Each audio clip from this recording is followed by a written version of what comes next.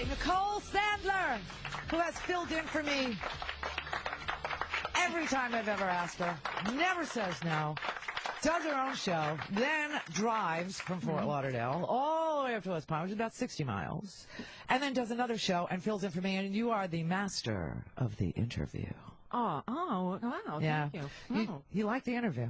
I like the interview. I like talking to people. Don't you get bored with that? I mean, don't you know what they're going to say before they say it, though? No, and I try to ask questions that I don't know what the answer is going to be. But you see, on the internet, so many people listen on the podcast. They don't call in, so I can't depend on phone calls. Right.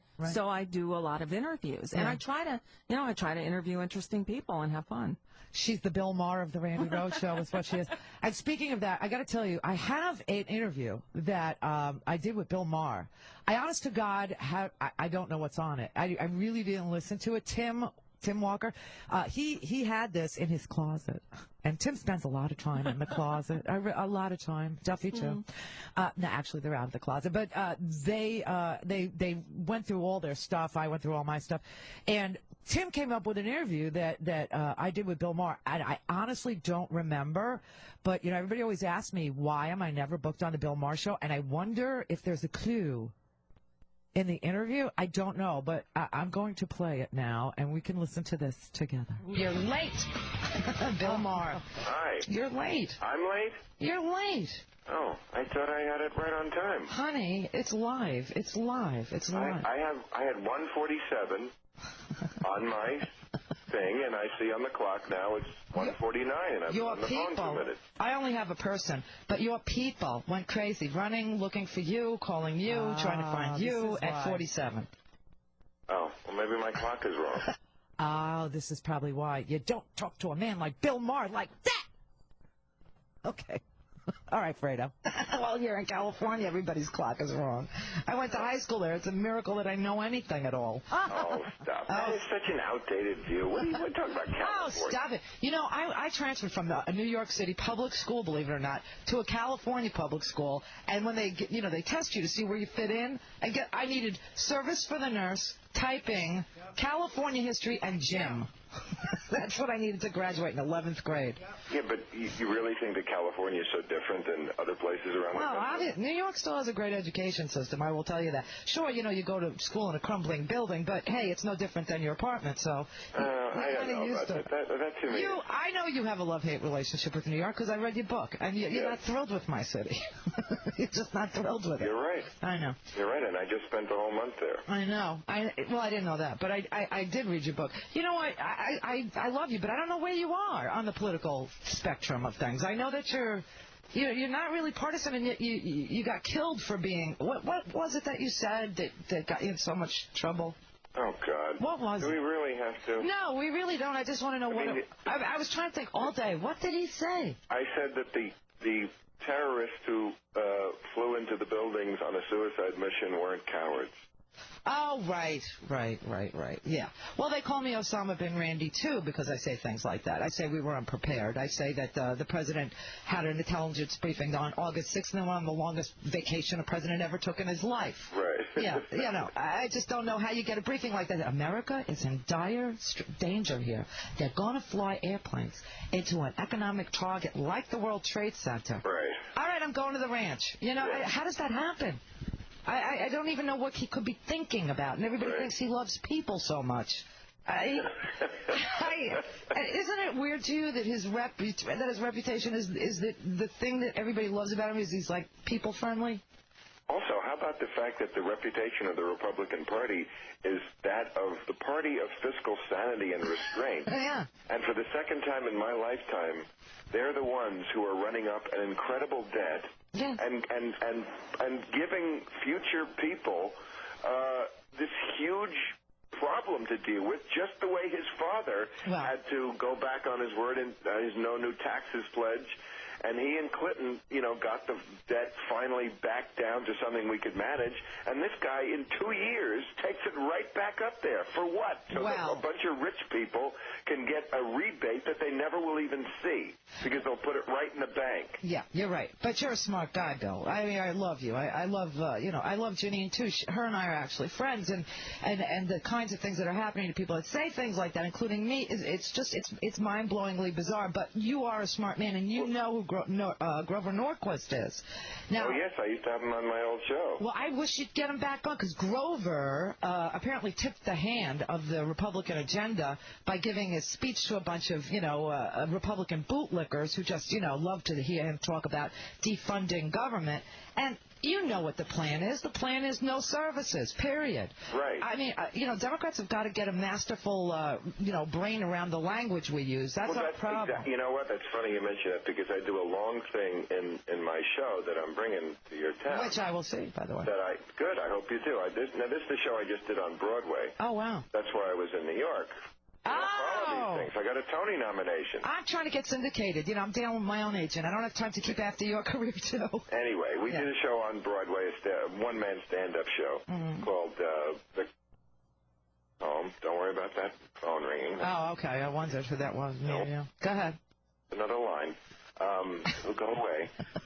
And one thing to talk about in the show is the idea that control the words, you control the debate. Yeah. Like there used to be something called the estate tax, which everyone thought was a great tax because it was a tax on very, very rich people who died. Right. And everybody thought that's a good person to tax. And you know what? That is a good person to tax because rich people who die should give their money up because otherwise they give it to their ne'er-do-well kids who become Uday Hussein.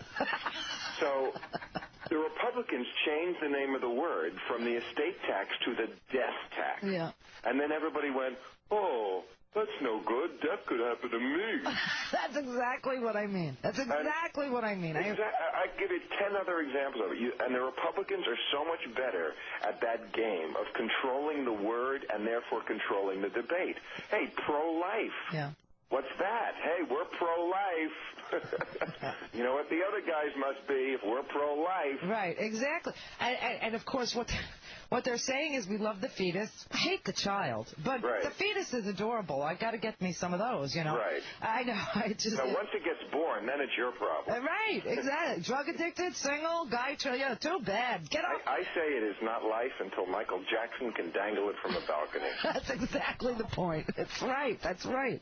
Anyway, I did not know that you were on Broadway, and I apologize. That's okay. I do love you. But I'm bringing that show. Yes, I'll do it. That show I'm bringing. I'll do it. You don't have to do it. I'm just telling you. I always swore that if I got that famous, like to be on your show, that kind of thing. Like you would never ask me because I'm the only liberal female broadcaster in this country. You know we wouldn't ask you. Well, I'm asking you to ask me is what I'm doing in my coy way. I'm circling this name. Thank you. I would love to do that. But truthfully, if I ever got that big and I had to plug my own crap, I'd be pissed. I would hire people to do that for me. You can't. So I will do that for you.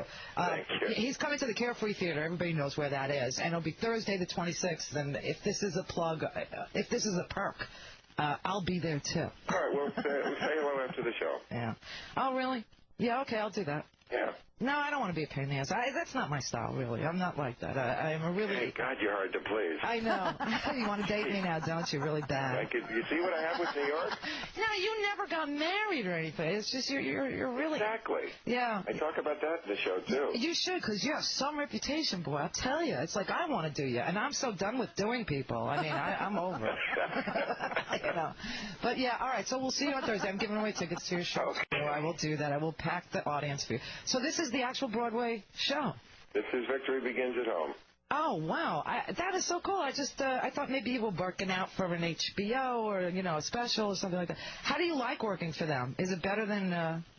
Better than ABC? Yeah. Come on. Yeah. Let me tell you. I'll tell you an ABC story, okay? Yeah. All right, I don't know. I never do this. This is real hokey stuff, but I got the listeners. I got real pissed off. Michael Savage works in San Francisco. They have a whole conservative radio station there, and they're going to build another one. My company is going to build another one. So I thought, this is ridiculous, the most liberal city on the planet. So I said to my listeners, call this guy. I gave him the name. He's the general manager, middle management schmuck. I said, call him up, tell him about me, tell him I'll give him the show for free, okay? And that he should, because they fired Michael Savage for talking to my company. And that this is the most liberal city on the planet, and they don't have a liberal broadcaster. It's ridiculous. So they do it. This middle management Joe Schmo, I bet you I make like 19 times what this kid makes, or this guy, 45-year-old guy makes. He writes me an email. This was not the best career move you ever made. Yep. Like, I'll see you on Clear Channel every single day. I mean, that's how bad it is. That San Francisco does not have a liberal radio station. Is that true? That is true. They have KSFO. They have KGO, but they only have 2 liberals on at night. After 10 o'clock, the liberals can come out. Right. I mean, you know, we're the new gay people, apparently. I don't know. It's just crazy. All right, I will sell the show, no doubt about it, and I can't really wait to meet you. I'll just say hi and go. I'm not a pain in the ass. Okay. But if you do decide to do me, just know I'm not interested. I'm tired. All right, thank you. Bye. That was awesome. Now, why would he never have me on the show? That was like 2003. Do you know that? Because it was way before. It was, you know, I was trying to get it. You know, Jessica was like applying to colleges at that point. I was like, okay, now I can go. Now I can go. So I started to. That's a true story about that schmuck at ABC. Yeah. Yeah. Tried to. You'll never work in this town again, honey. And apparently, you know, he was wrong. But I would never be on Bill Maher. So somebody was right about me never working, and it was Bill. I don't know, maybe because I said he was late, or I wouldn't do him, but I wasn't into doing, is what it was. I was in a no-do phase. Because he has to have Dinesh D'Souza on his show. Did you see that? Oh, my God. How smug. Unreal. Thank goodness for Sister Simone Campbell. That's all I can say. But it's getting very smug, the whole thing. Yeah. You know? Oh, yeah. I don't know if he changed writers or changed chefs or something. But or producers, because they have to have one of those, at least one of those every week. Sometimes, too. Yes. Yeah, it's really, it's getting smug. It's getting a little, I don't know, but, you know, maybe now that I'm, you know, infamous or notorious or something for walking, you know, away from a career, maybe now I'll get the call. Maybe now. I don't know, Bill. Go to hashtag Randy's Last Day. Contact me. Let me know. Not looking to marry either. Yeah, I can't figure out from that. I still to this day don't know why. Why? I've never. I just. But I wanted it really bad, you know, and I usually complete. You know, I'm like well, this is the next step. Then. I'm like a man that way. I always complete. Hashtag Mar Book Randy. You remember that? The Howard Dean scream? Ruins an entire presidential career. We could have had health care like, you know, in 2004. But, oh no, he screamed into a microphone. He screamed. I mean, this country is it's so bizarre. So, Brad Friedman from Brad Blog, Nicole is attached to her device. Like Sally Fitz, for the locals, you know. Sally Fitz got a vibrator stuck up her butt. Yeah, she was our local newscaster, got a vibrator stuck up on her butt, and we mocked her endlessly to the point where she left town crying and ended up in Chicago. But Nicole's got her device, like married to. I never do that. All I use this thing for is to play Candy Crush. Well, I do that too. That's all I do. But I'm live tweeting Randy's Last Day. And so Brad Friedman actually texted me, and he said it was actually Dinesh D'Souza that Mar was on with when he made his terrorists aren't cowards comment on ABC. So what, did they bond? They're like, you know, brothers now over the he was there the day that he got blown out of ABC? Don't know. Well, if only I was with Phil Donahue the day he got blown out of MSNBC, we'd still be in touch. Sam Cedar said it was a very sad day, too. So Sam. Yes, Sam. Oh, Sam. I was going to pull some of Sam and Janine's show, too, also, but it was very whiny, I have to say. It was nothing but complaining. The whole thing. And I thought I didn't want to, you know, portray you in that light. so I left it out. No, the only clips I really have of Sam and Janine Garofalo show was Janine talking to her dad, Carmine, and fighting because Janine's father is an uber Texas Republican, and it really breaks her heart that they don't get along because of this political crap. I mean, it's just like every caller that ever called would go, you know, I have this this brother or this cousin or this my dad, and you know he's such a racist bigot, you know, and every holiday we get together, and you know it just blows up into a horrible thing. Immediately I think of Ginny Garofalo, and I just know there is not a she is brilliant. She is, you know, obviously liberal. She is well read, and she's you know, she keeps up on everything, and Sam too. And I heard them try to have a conversation with Janine's father, and I actually met Janine's father. He was a handsome guy, nice guy, you know, decent guy, you know, he loves his daughter, but you're never going to change their mind. It's never going to happen. Never going to happen. It's just never, ever going to happen. So now I'm telling you, just as long as there's no alcohol involved, get in their freaking face. Just get in their face and just keep screaming at them, and don't let them get a word in edgewise. I know I never said that before. I know I've always tried to make the peace. I'm done with it. You see that, right? You get that. Get in their face and just say, I don't want to hear a word you have to say. Just don't speak. Don't speak. Don't say another syllable. If you do, I'll scream, and I will not stop screaming. And then scream.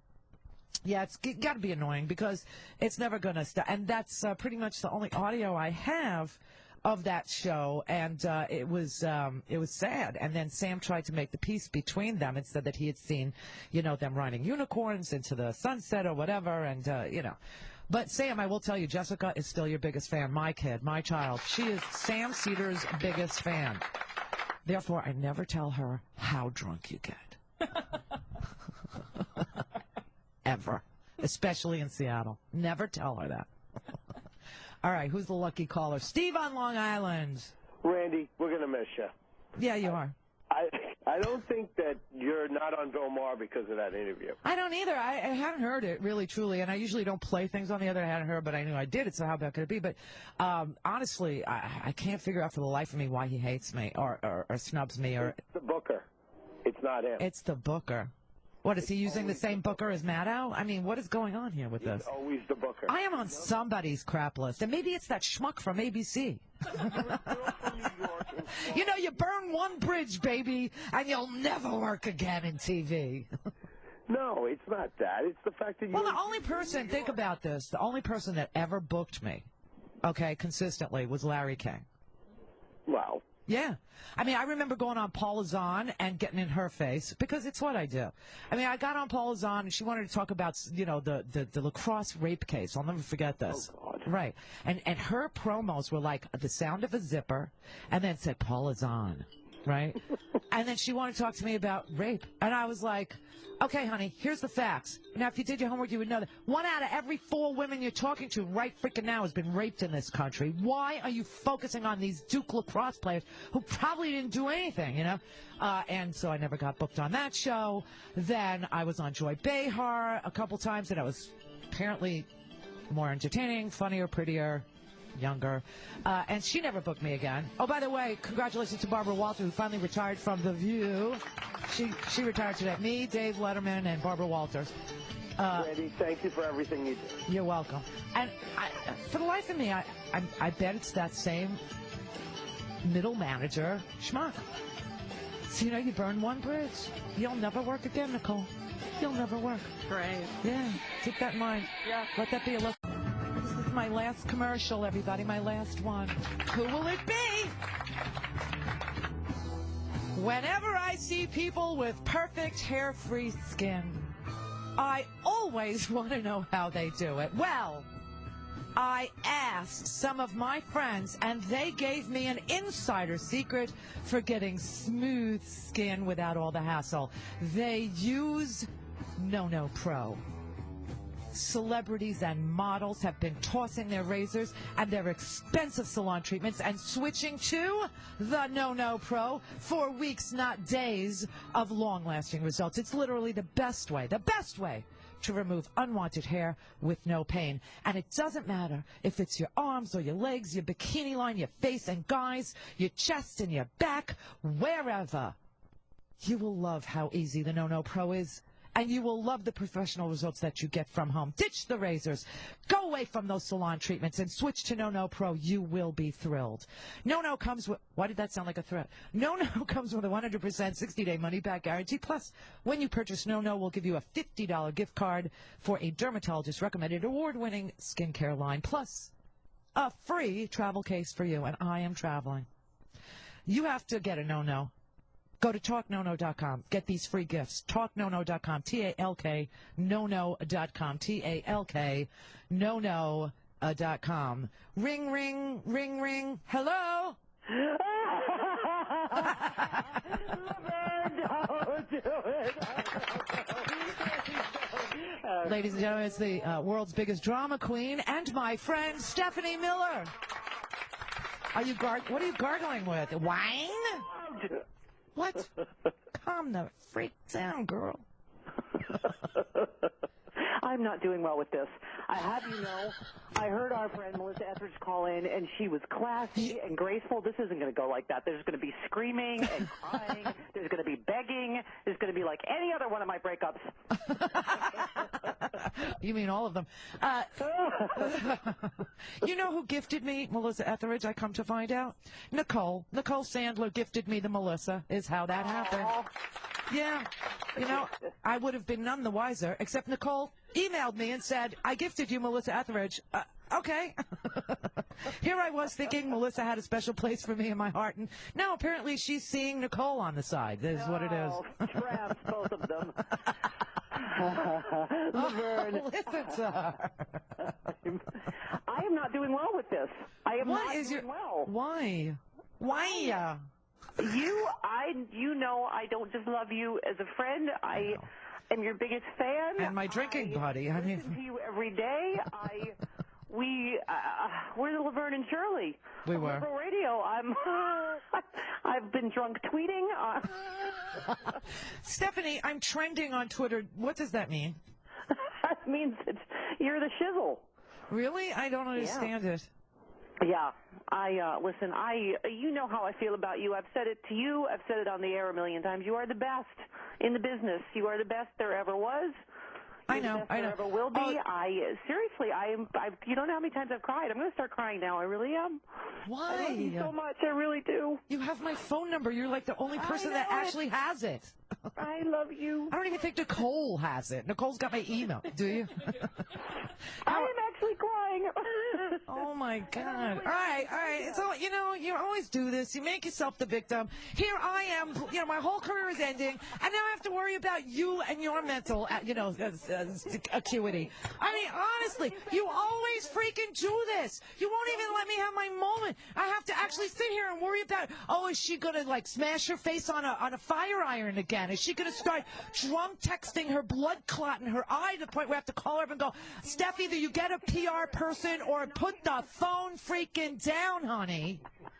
I'm going to be knocking Jesus. on your door. I need to knock on your door at least for time checks. What time is it?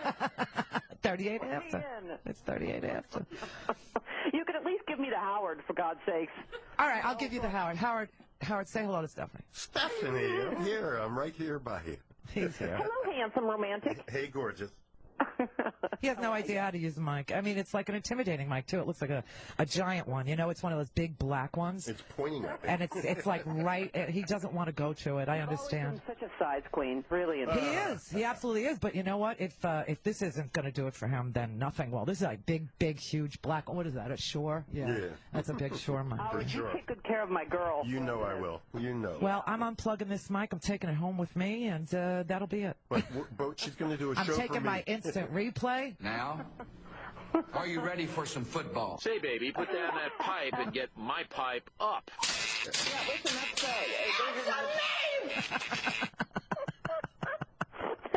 that's what I'm thinking of for me. I'm thinking I might be Donald Sterling's next archivist. That's what I'm... Oh, yeah. You know, we should do a Donald Sterling mix. You see, these are the kinds of things that we're not doing that we should have been doing.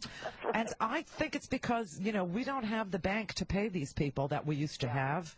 And, that's right. Yeah, it's really, killed us. There's just no question. I'm thinking of that or an alpaca farm. Okay, check this out. Okay, so the last face I'm going to see on my in-studio TV is going to be Liz Winstead.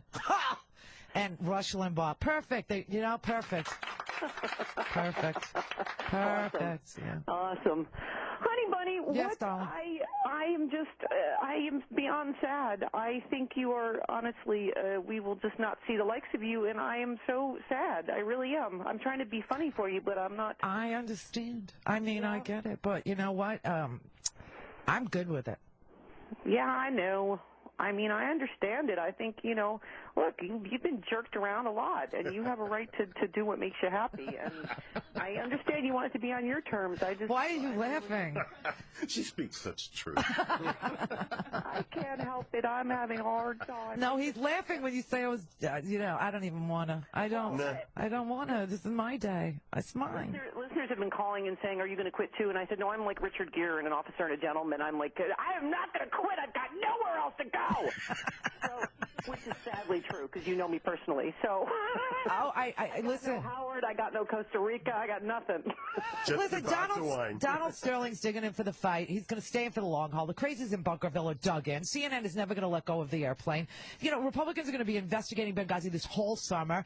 I bet you, Stephanie, if I came back in 20 years, nothing will have changed.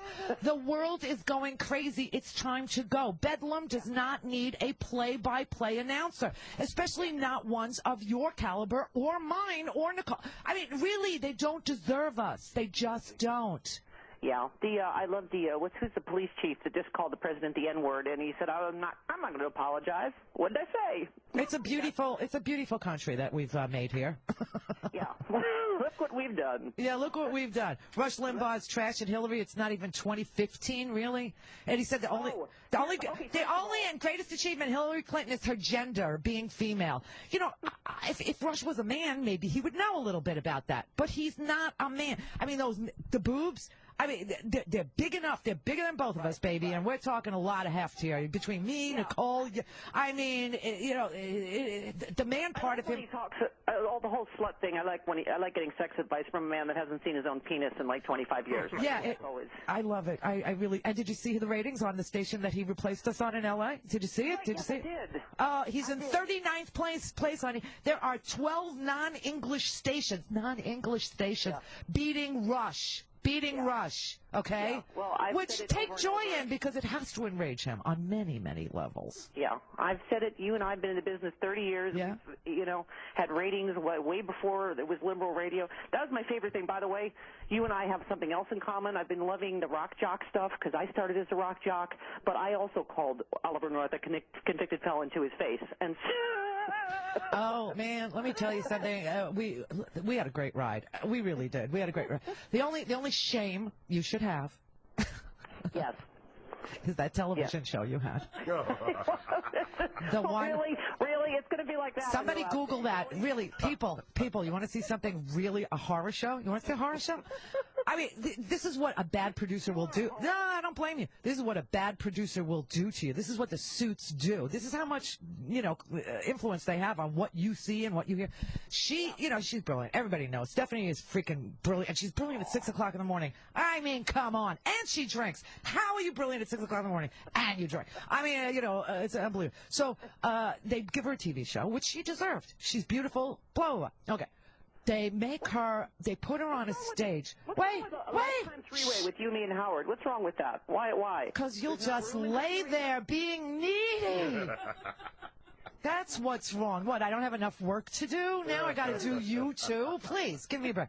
So they give her this TV show, and they put her like on a nightclub stage because she does stand-up. And then they put tables. This is television. This is supposed to be like MSNBC or something. They put tables and they put phones on the tables so that the people in the audience can call her and step on the lines, right? I mean, brilliant. Just, wow. That stroke of genius. Genius. We love what you do on the radio. Now, don't do anything like that. We have to produce this all and write it for you. And then we'll have people calling in from the audience. Oh, Jesus. Oh, dear God. My favorite Brilliant. thing that ever happened is during the Halloween show, the audience was dressed up, and there was a person dressed like an Amish person, and this was live to tape. Like, you never stopped the show, and I made a joke about your buggy's double parked or something. They stopped the taping down. All these Disney executives start running out, and they're like, we have to retape that. We're afraid we're going to offend the Amish. They don't have TV.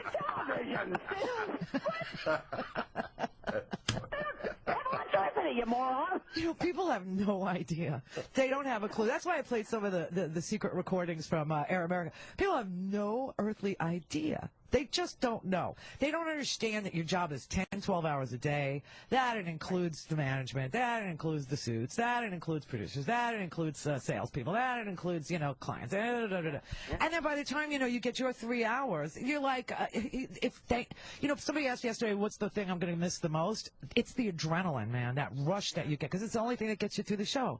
Is the second you pick up the mic and you hear whatever, music it is that as you're open, all of a sudden your adrenaline level goes through the ceiling, and it's like, and it's the freest. Oh, it's meth. It's free meth.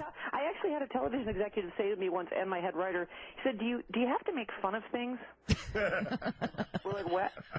Yeah, we kind of do, because comedy has to have, like targets. We have to actually. Yeah, somebody said, do you really have to understand the topic that much? I'm like, if it's going to be funny, you got to understand the freaking story. How are you going to make fun of it?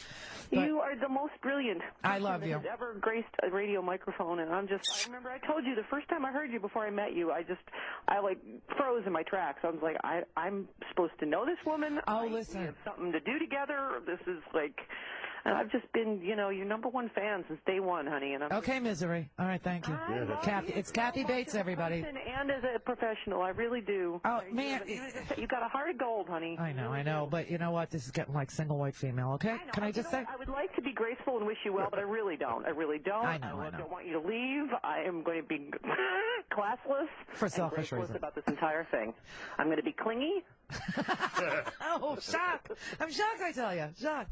I love you. You know that. Howard's already there, like, looking into call block. Oh, jeez. No. I got the box of wine. Wait. So Tim just texted me and told me, wait a second, I got so many.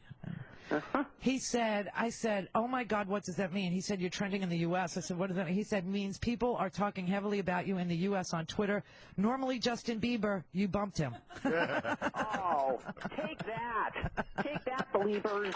Bam. I love you. Take care. I'll drunk text you. I'll drunk text you in about an hour and a half. I know you would. We have a Friday tradition of drunk texting each other. Yeah, but you read it on the air on Monday. Yeah. I just want to say before you go, eat Randi Rhodes gravel soup, bitches. That's right, Justin Bieber. Love you, baby. I love you too, sweetheart. Bye. Bye. Bye. Now, I have to be Laverne, though. See, this is how needy she is. When she decided we were Laverne and Shirley, she decided she was the Shirley. I'm like, you're not the Shirley. I'm the Shirley. No, you're the Laverne. I am not. You're taller. You're gangly. Do you know what I mean? I'm cute and short, and she's tall and, gangly. No, so, this is how needy she is. And she is going to be clingy. And I bet you I get 450,892 times. And you know what I should do? Retweet them to Twitter. Because I'm trending in the U.S. is what I'm doing. Oh, and here's the fabulous music. This is the dumbest music. I know, people. We got so many complaints about it. No one wanted to do a thing. You know what I'm telling you? Wasn't this the dumbest music? It's echoing in my head. Yeah, I know. I'm going to hear it for like a year. And then I'll forget about it. Yay! All right, 49 after. Well, Sally Fitz took the money and split Jazz McKay as his liver decays. Randi Rhodes with Gary's crap up her nose. That's just great radio. Okay. See you at the end. Larry King with the Phil Hendry thing. Reynolds ran. Now he's competing with Stan and Boise. Jesus, when will he leave? That's just great radio. All the guests weren't the best, and they had in a prayer. Marvin Dunn, Alex Dowd, Madeline Murray O'Hare. Thank God, they're all off the air. Though their egos deflating, just look at Neil's ratings and small. As we draw to a close, drop your bone. Oh! And just pick up the phone, talk to Neil. Say what all of us feel, that Neil is the god, a big dripping wad of just great radio.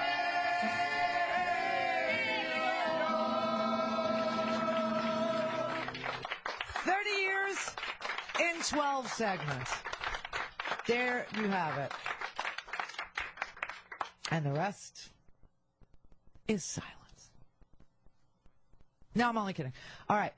Johan in West Palm Beach. Johan, who ran this show, he was the Sean of his day. For how many years did we work together? Oh, God, since 97? Oh, God, really?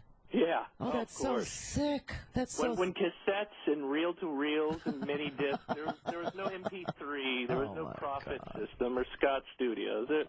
It was the real deal. So, you know, every time I play Bouncy Boobies and you hear me saying Johan, right?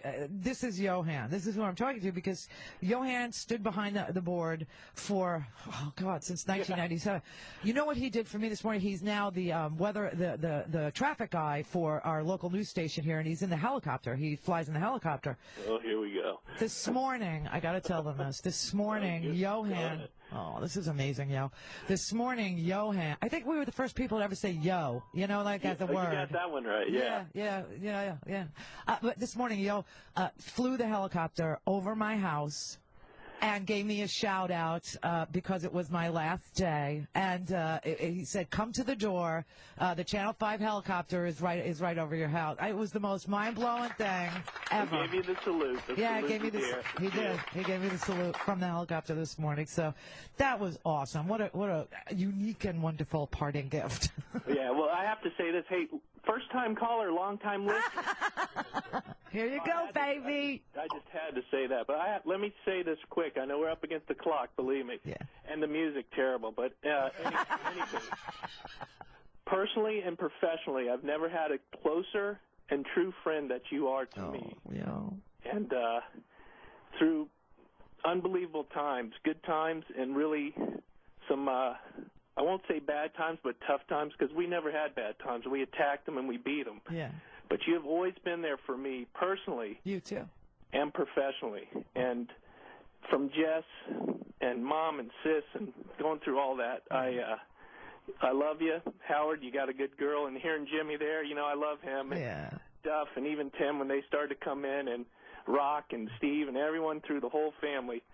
I really have to say you are just one of the best people I've ever worked with personally and professionally. And I wish you nothing but the best. Right back at you, baby boy. You are awesome. You're a wonderful father. You're a great companion. You were a great staff member. You were a beautiful friend. Thank you. Love you, baby. Talk to you soon. Okay, yo. Bye. Bye. Aw. Howard. That's you. Take me to Costa Rica. On our way. I love you guys, but just remember, I love me more. See you out there. Don't forget to vote. Mwah. Thank you.